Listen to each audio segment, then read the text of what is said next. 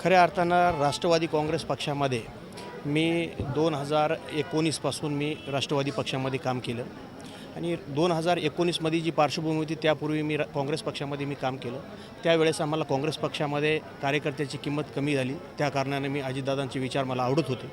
अजितदादाचे विचार आवडल्यामुळे मी अजितदादासोबत काम करण्याचा निर्णय घेतला आणि तिथं मी तालुका अध्यक्ष म्हणून 5 वर्ष काम केलं, जिल्हाध्यक्ष म्हणून 2 वर्ष काम केलं। त्यामध्ये अनेक निवडणुका झाल्या। मार्केट कमिटी निवडणुकीला आम्ही पूर्ण पॅनल तयार केलं, 2 जागा आमच्या निवडून पण आल्या।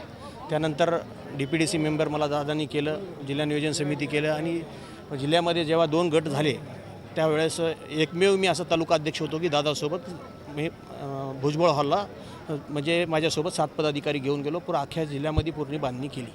त्यानंतर दादांनी पण सहकार्य केलं, आम्ही काम पण चांगलं केलं।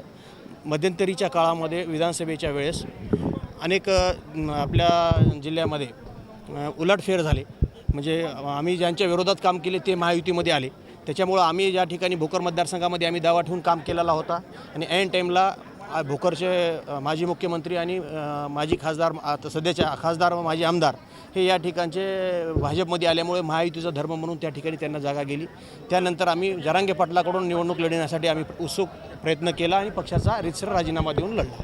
त्या ठिकाणी जरांगे पाटलांना यश आले नाही, त्यामुळे त्यानंतर आम्हाला नगर परिषदेला दादांनी आम्हाला शब्द दिलता, माझा पक्ष प्रवेश घेऊन दादांनी आम्हाला शब्द दिला।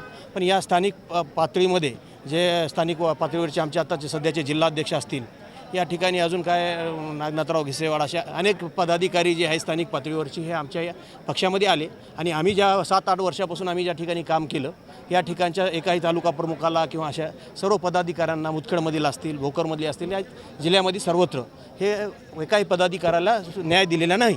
त्या कारणाने आम्ही सर्व पदाधिकारी नाराज होतो आणि त्यानंतर आम्ही शिवसेनेत जाण्याचा विचार केला, पण अचानक दादांचा निर्णय दुर्दैवी अपघातामध्ये मृत्यू झाला। त्यामुळं आम्ही विचार करून 4-5 महिने आम्ही थांबलो।